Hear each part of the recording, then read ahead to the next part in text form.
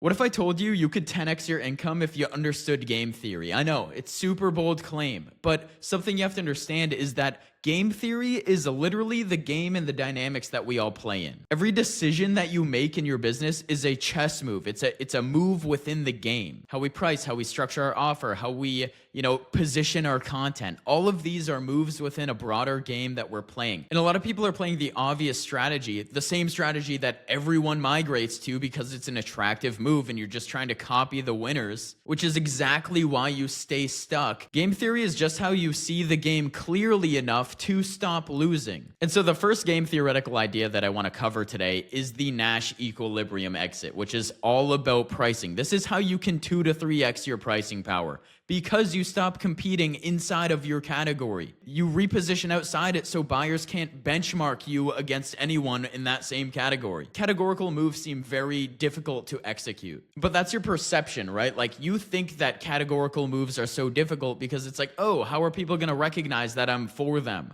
But it's completely different. I'll jump into an example in a little bit. But what even is the Nash equilibrium? If any of you have seen the movie A Beautiful Mind, it's a simple concept. It's basically a stable state where no single player can improve their outcome by changing their strategy alone. Like every single person is doing their best given what everyone else is doing. And like this is why 10 coaches in your space all charge within 20 or 30% of each other. Nobody's priced by accident. Everyone is rationally priced against the other. And so if you look at this example, right, like you have the Nash equilibrium zone, which is a $4,000 to $8,000 price band for, let's just call it business coaching, right? All the coaches are priced within plus or minus 20%, 30%, 40% of each other. And so if you have a deviator within the same market, they're priced irrationally high compared to other people within that same equilibrium zone. So it's like if you're priced too high, you're going to fear volume loss. Like you're going to fear that people are going to realize that you are priced way above market relative to the outcomes that you can get them. But if you're priced too low,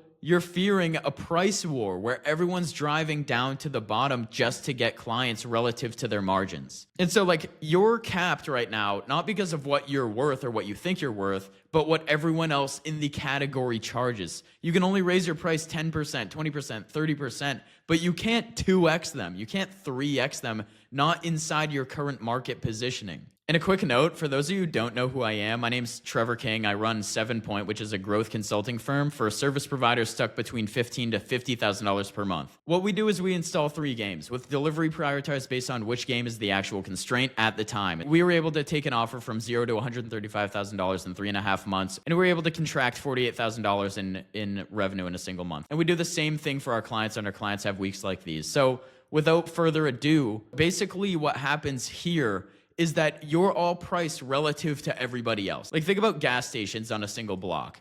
All these 4 gas stations are going to be priced relative to the other person. And so if a single gas station raises prices, customers drive across the street. But if one of these were to drop prices, their margins would collapse relative to the price they source their gas for. And so like nobody can move here. They're all like rationally stuck because the game itself forces this outcome. And so I'll give you a more practical example. And this is exactly what we did at 7Point. Is that we had a business coaching program. It was priced $2,500 per month for 3 months. You have 3 clients per month at $2,500 each. That's $7,500 in LTV per client, making around $22,000 per month. But when you stop running a generic business coaching program and reposition yourself as a growth consultant for online service providers doing $15,000 to $50,000 per month who want brand-led acquisition, it's a completely different category. Like we're no longer competing with coaches. We're not a generic consultant. We have a specific ICP and a specific mechanism.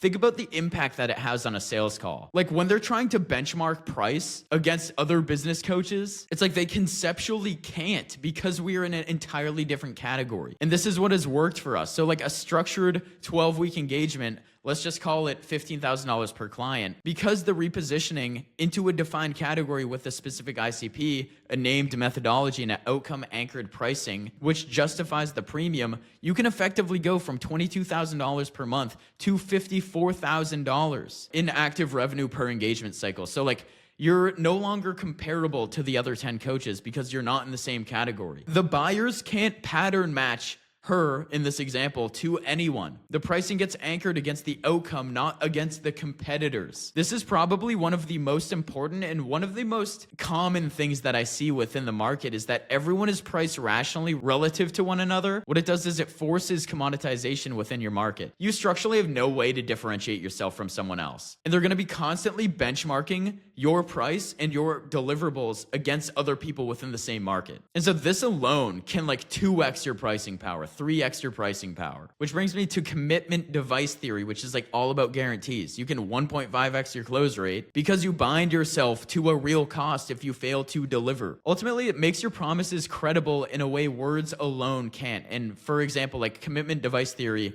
is a core concept in game theory. Essentially, the idea here is that when a promise can't be verified ahead of time, words mean absolutely nothing. Anyone can claim anything, but the only way a promise becomes credible is if you bind yourself to a real cost of breaking it. Think about a mortgage, right? Like a bank doesn't trust your promise to pay the 400K back. They literally just take the house as collateral. If you stop paying the mortgage, they're gonna take the house. And so that collateral is the commitment device. You're basically bound yourself to the cost of defaulting. And like that binding of them taking the collateral is what makes the agreement credible. So like without the collateral, no one's gonna lend you 400K. But like with the collateral, strangers lend you a life-changing amount of money based on the piece of paper. And so like a practical example of this is like having guarantees within your offer. And like a soft guarantee or like a shitty one would be, I guarantee results, which is like super cheap talk. Or it's like, we will continue working with you for free until you do. It's like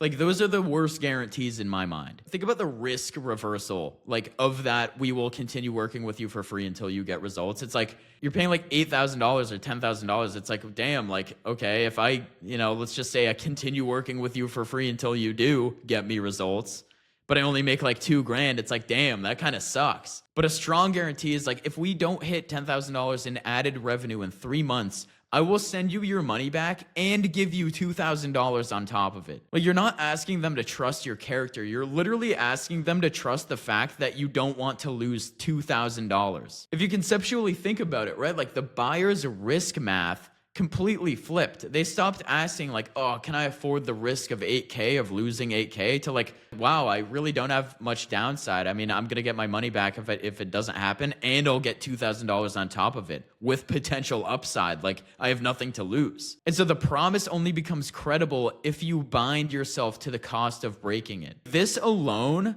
can 2x your close rate. Like this is such an important factor of creating strong guarantees within an offer, because they want to understand, the buyer needs to understand that like you are tied and committed to what you do, and you are confident that you can do it. But credibility, like signal stacking, which is credibility, is so important as well. And so like, what is the information asymmetry theory, right? Like, it sounds complicated, but it's really not. Like, the idea is when buyers can't verify quality before purchasing, they rely on the signals to infer quality. And so like, think about a practical example, right? Like a real world example where like you have Gary Vee or Alex Hormozi. They have like a fuck ton of case studies. They have a big personal brand. They have a ton of these like credible assets that signal that they can do what they say they do. And so like, this hits the axis underneath both pricing and close rates. When your credibility stack is strong enough, buyers arrive pre-sold. You're like, you don't have to convince anyone. Like they're already convinced by the signals before the call, which allows you to charge more and close more at the same time. If I was gonna hire a surgeon for a life-threatening surgery, and I had 2 choices. One was like a weak operator. They only had an MD. Maybe they were like a first-time surgeon or something. But then the other had like the MD, a specialty certification, 15 years experience, Harvard training. Like, I would pay a premium for that operator with all those credibility signals just because I know they can execute the work better than the MD. And so if we look at this in like a business perspective, right? Like, you have a weak stack. They have a super common offer, super common website. Maybe they have some vague testimonials, this is basically what we call the lemon trap, or the market for lemons. When a buyer can't tell a high quality coach from a low quality one, they just assume everyone is average and refuse to pay a premium. And like, to break out of this, high quality players must use signals that are too expensive for the low quality players to mimic. And so what does this look like? You have published frameworks, you have an Instagram brand, you have YouTube assets, trusted signals. You could even have a common website and vague testimonials, but because you have all of these other credibility signals, your own trusted authority is so much higher to the comparable option. Like, think about it. If I had a massive brand and massive authority within Instagram and YouTube, it's like the prices I charge for my time are going to be way above market. And this is why I mentioned like this deviator could be different within the market because they have the credibility signals to basically signal that they have the experience. But because most people don't have this massive brand and a fuck ton of credibility signals, they're unable to charge these premium deviated prices, which normalizes them within this active market where the other option would be to reposition outside of the category. And so like that's why like building these assets, like me publishing YouTube videos, me growing an Instagram brand, building these trusted assets that showcase that I have the credibility to do what I say I do. And lastly, like arguably one of the most important ones is the Schelling point, which is acquisition. You can 3 to 5x acquisition leverage by becoming the default answer in your category. This is the long-term play. Basically what the Schelling point is the concept in coordinated games where players can't communicate directly, they converge on focal points. Obvious answers that everyone picks because they're the most salient choice. And I'll give you an example, right? Like, let's just say you're walking around in New York City and you ask a few people, let's just say 5 people, what the best pizza is in New York City. You're probably going to hear like all of the same 3 names. And it's not because they're objectively the best pizza, but it's because they're the Schelling points, like the places that have become culturally synonymous with that category. And so they get recommended like off the dome without buyers doing research. And so it's like, how does a Schelling point even get built? Like, again, this is a long-term strategic play within branding. And so basically how it works is that you define a specific category that's clearly named, like not marketing consulting, which is too broad. We'll use my example. Growth consulting for service providers doing $15,000 to $50,000 per month. That's specific enough for buyers to mentally file you under that category. Pair that with consistent visible associations of the category over a long period of time. You show up for that specific category so repeatedly in so many contexts that your name becomes inseparable from the category itself. Like if I was gonna say a name right now, like Ryan Serhant, what do you or like Grant Cardone, what do you immediately associate that name to? Real estate and sales. Like those are the 2 categories that they became Schelling points for. But it also works the other way too. It's like if I was gonna say a name like Andrew Tate, it's like that you could have a notoriety, you could have some level of notoriety depending on the Schelling point. And number 3 is the credibility signals that confirm you belong at the top of the category. So this is where move 3 compounds. Right? It's like these credibility signals that put you at the top because it makes you the obvious answer. But here's the caveat. These points are slow to build. Like it takes 6 to 18 months to sometimes even like 2, 3, 5 years to actually become the go-to guy in your category. Model number 1 is directly applicable to you, as well as like the guarantee. And then you should be doing this one over time as you build that credibility from these 2. And then ultimately you become the Schelling point. Hopefully this was helpful. That's all from me. Peace out, guys.